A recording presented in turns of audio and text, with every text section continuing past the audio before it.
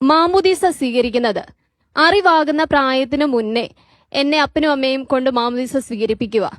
അതിലും നല്ലത് അറിവായതിനു ശേഷം എനിക്ക് ഉത്ബോധത്തോടെ എനിക്ക് ക്രിസ്ത്യാനിറ്റിയിൽ ജീവിക്കണം, എനിക്ക് സഭയിൽ അംഗമാകണം എന്നുള്ളൊരു അവബോധത്തോടെ കൂടെ മാമുദീസ സ്വീകരിക്കുന്നതല്ലേ ഏറ്റവും നല്ലത്. ചോദ്യം കേട്ടോ. വെറൈറ്റിയല്ലേ? നീതുവിന് ജനിച്ചു കഴിഞ്ഞ 10ാം പൊക്കം ഭയങ്കരമായ ഒരു അസുഖം പിടിച്ചെന്ന് വിചാരിച്ചോ? എന്ന് വിചാരിക്കുക. ഏത് ആശുപത്രി പോണോന്ന് തീരുമാനിച്ചത് നീതുവാണോ പേരൻസ് ആണോ? പറ. അത് അമ്മച്ചിയാണ്. അസുഖം പിടിച്ചിട്ടുണ്ട്. ഏത് മരുന്ന് തരണമെന്ന് തീരുമാനിച്ചത് ആരാണ്?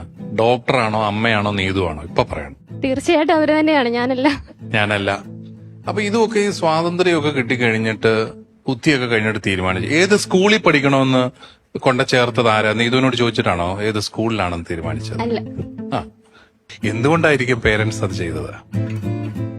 തീർച്ചയായിട്ടും എന്റെ ഒരു നല്ല ഒരു ഭാവിയെ കരുതിയായിരിക്കും. അത് തന്നെ. ചില കാര്യങ്ങൾ നമ്മുടെ തെരഞ്ഞെടുപ്പിന് അപ്പുറത്താണ്, നമ്മളത് അംഗീകരിക്കണം, അല്ലെ? നമ്മളെല്ലാം ലിമിറ്റഡ് ഹ്യൂമൻ ബീങ്സ് ആണ്. എന്റെ കുഞ്ഞിന് ആത്മരക്ഷ കിട്ടണമെന്നുള്ള വലിയൊരു ആഗ്രഹം മാതാപിതാക്കൾക്കുണ്ടെങ്കിൽ, ഏകരക്ഷകൻ ഈശോ മിശിഹായാണെന്നുള്ള വലിയ ബോധ്യം അവർക്കുണ്ടെങ്കിൽ, നമ്മളെ വിശ്വാസത്തിലേക്ക് നയിക്കുന്നതും ദൈവ കൃപ കിട്ടുന്നതും. ഇതൊരു ക്ലബിൽ അംഗത്വം എടുക്കുന്നതല്ലല്ലോ മാമോദീസ. മാമോദീസായിലൂടെ കൃപ കിട്ടുകയാണ്. ആ കൃപ കിട്ടുമ്പോഴാണ് ആത്മരക്ഷ സാധ്യമാകുന്നെന്നുള്ളൊരു ബോധ്യം മാതാപിതാക്കൾക്കുള്ളപ്പോ ആ മാമോദീസായിലൂടെ നമുക്ക് കൃപകൾ വാങ്ങിത്തരുന്നത് വലിയ കുഴപ്പമാണോ? അല്ല.